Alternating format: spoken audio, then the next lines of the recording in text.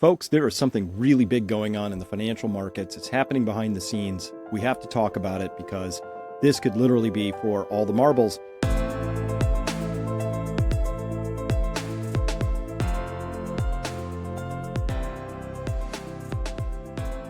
What could initiate the great taking? We're going to get to that in just a second. But first, I want to talk about what we've been seeing in the gold and the silver markets, the Treasury markets. They're all linked together. Why do you need to know about them? I know it sounds arcane, like, oh, they've got markets, right? Or maybe you're afraid and you have fear about the markets, but you need to know about them. Here's why. First, back in 2008, in October, I told people to go and get cash out of the bank weeks before the market broke. Why? Because I was watching the market very carefully and I was watching certain industries begin to really tank. I was tracking mortgage-backed insurance companies at that point, certain insurance companies, home builders. I was watching them start to tank. Now, here's the rule. Wall Street is full of raccoons. They can't help themselves. They will always exercise self-interest above and beyond any other thing, right? So you can always trust that when you see price action, that it means something. Now, what you get out there when you read Bloomberg or MSNBC or any of the other financial news is usually misdirection, right? So recently, you've probably read articles that said, oh, Brooklyn pawn shops are full of people selling gold. Now, they want to create and cement this idea in your head that what people like you are doing is selling your gold. Now, clearly, Bloomberg wants you to sell your gold. They want you to think that gold is not the appropriate place to have your money. Your money should be fully invested in Wall Street. And that's that scene from Wolf on Wall Street, right? Matthew McConaughey and Leonardo DiCaprio, they're at lunch up there. Their job is to keep you fully invested. And while their job for themselves is to take money home in their pockets at the end of every day, right? So that's the game. It's a scam. It's been going on for a long time. So I pay less attention to what's being said. I do pay a lot of attention to price action because that gives us indications of what's going on. Now, really interesting price action of late, but we're going to have to rewind this story just a little bit because it begins February 28th, 2022. That's when the United States, in its infinite wisdom, decided to freeze Russia's sovereign reserves, which proved they were neither sovereign nor reserves. Okay, that was a warning shot across the bow. Trust me, all the BRICS, that's the Brazil, Russia, India, China, they all took note, and the dollar had been weaponized. Now, whether you think that was good policy or bad policy, I will tell you it had consequences. And so the consequences are this thing called de-dollarization. De-dollarization, a lot of syllables. It just means that, hey, people don't want to hold their actual reserves or their value or their money or their store of wealth. They'd rather not store it in dollars. So what do? So we talked about this briefly yesterday. We're seeing signs. Obviously, it's all over the news that China is dumping its treasuries, $53.6 billion in the first quarter of this year. And this is against a backdrop of them normally being accumulators. So they are no longer accumulating. They are now selling and they are buying gold instead. So the news is also full of all of that. But let's look now at the data itself. So this is fascinating. Okay, I made myself a big giant blue mouse pointer so we can see it more easily this time. You see here in the dark blue, right? This is the share price of what's called the GLD. That's the tracking trust. It's an ETF. It's meant to track the price of gold, and it's supposed to hold a lot of gold. So if the price of gold is $2,000 an ounce, they have a commensurate amount of gold to back up the total share amounts of people who hold that trust, right? So as you could easily imagine, as people are buying or accumulating, both the blue line and the black line, which is total tons held. So this is good. It's all the way up to high of 1,280 tons. That would be 1,280,000 kilobars if you were doing this in kilos. If these were, this is tons with TONNES, so it's metric, which is 1,000 kilograms. They hold a lot here at 1,280 tons. And as you can see in the blue line, this is the price tracking up right here. If we go all the way over to the right side, we see that you have gold here at the last when this chart was shot off here on May 17th. It's closing just under $225 per share, which is 1/10 of an ounce in this piece here. So 223.66. And so that would be equivalent to $2,236.60 on spot price for an ounce of gold. Okay. So as you can expect, both the black line and the blue line are coincident. Why? Because when more people are buying, prices tend to go up. And when more people are selling, prices go down. More buyers than sellers, prices go up. More sellers than buyers, prices go down. Very simple. So this simple relationship held all the way from 2019 and through 2020. And you can see a lot of tonnage up here. Oops, then the price came down a little bit. And so the tonnage came down quite a lot. Maybe this tonnage overshot here, I don't know, but you can still see we're still coincident. Price goes up, tonnage goes up, and now both are falling until right here about towards the end of 2022. And then the price shoots up a lot and the tonnage climbs weekly, and then a little drop here and quite a drop in tonnage. And then now here's where things go really off the rails mid 2023. Price is going up a lot and tonnage continues to drop. Now, how do we account for that? Well, it could just be that retail holders, that is in the West, they're actually legitimately, the more the price goes up, the more they're selling their gold. It could be. It could be something different than that, but it's a pretty big departure. And so when you see departures like this is a profound change in trend. So you got to pay attention to it. So we noticed a variety of these changes in trend. In fact, if we zoom in on this, which we didn't, but Jan Nieuwenhuis did, we see here more of late, we see that okay, about 5 million ounces. 5 tons. 5 tons has come back into this in the last month or so, but that barely brings it back to where it was in March, 3/4 of the way through March. Even though price is up enormously then, there's very little accumulation, but there is some accumulation going on here. So something is really off in the gold markets, but you know what else we know? China has been buying like crazy. They bought 150 tons closing in on just in January alone, just in kilobars, just from Switzerland. I think it was 125,000-ish. Let me see. Yeah, that's probably more accurate. 125,000 kilobars, which is 125 tons just from Switzerland, just in January. So that's massive. And so 125 on this chart right here would take us from 810 to, well, right off this chart. That would be that just in January. It would be more than we see actually on this particular chart right here. Just China, right? As well, we're seeing huge amounts of silver buying going on around the world, with India really leading the way on that. So that's kind of an interesting development as well. So what does it mean that we see these so-called BRICS countries, in this case China and India, buying a lot of precious metals? Well, and selling their U.S. Treasury bonds, at least in the case of China. Well, that means that they've given up on, they're sidling away, they are tiptoeing away. Now, this is an enormous change in trend. And we have to put this in context because my view of the equity markets in the West, so that would include Europe and the United States and Japan. I throw Japan into the Western fold here.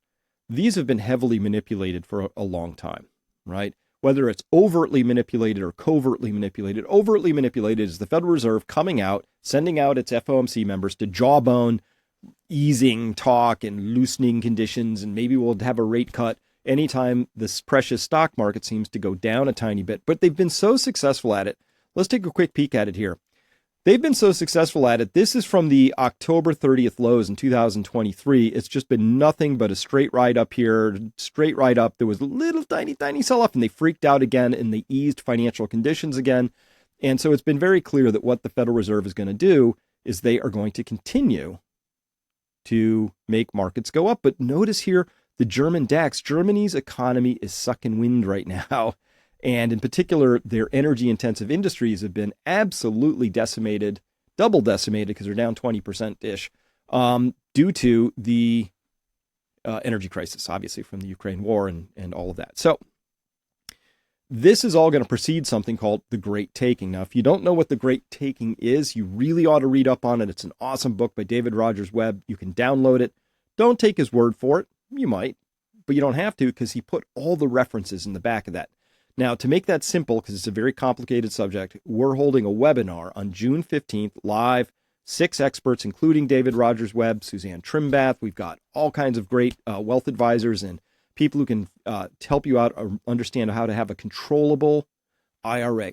The operative word there, control. If you don't have control of your assets, you don't have them in this day and age. That's just the nature of the beast. Control is now 10/10 of the law as far as I'm concerned.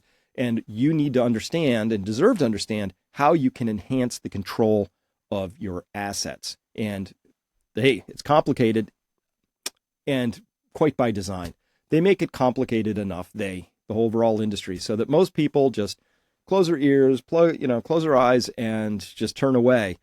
But that's not a good strategy. So I really want everybody to be safe. I don't want you to lose your assets unnecessarily to some great taking or lesser taking or, criminal taking, whatever it is. But the system is definitely rigged. And I want to talk about that rigging now, because this is not natural behavior, what we're seeing down here, right? With all of these, first up, it makes no sense, does it, that a U.S. large cap should trade almost in tick for tick lockstep with the German DAX or Euro Stoxx 50 or the Nikkei, Japanese stocks, or large industrials compared to technology. I mean, it's bizarre, right? They all trade tick for tick. They are now one global integrated market, which is not natural. It's not normal. And this was done by both overt and covert means, right? That's how it is. Somebody steps in and puts their finger in the dike. Let me show you an example of in bonds. I'll show you what I consider to be prima facie evidence of a rigged game. Now, here's why we have to talk about rigged games. Riggings always fail. I know they start out with the best of intentions, but they end up failing because what they do is they drag prices off of what they should be and drag them off into some area where somebody thinks they ought to be. Some little committee of unelected people thinks, oh no, it would be terrible if bonds sent the wrong signal right now because we have some government policy that needs supporting right now. It's an emergency. It's never a good time to let markets be what they are. And of course, the people who are leaning towards authoritarian, socialist, communist sort of tendencies, they love the idea of centralized control of markets. In fact, they hate the idea of free markets. So I'm going to show you probably one of the least free markets we have out there. But first, we're going to talk about this, which is the federal debt held by the public. So this is how much new debt the government is issuing on a quarterly basis, right? So new debt, right? $532 billion of total more debt in the system. In this little piece right here, 418 billion here. Here's a low. Let's go all the way down to the low. How low does that go? Come on. 73 billion.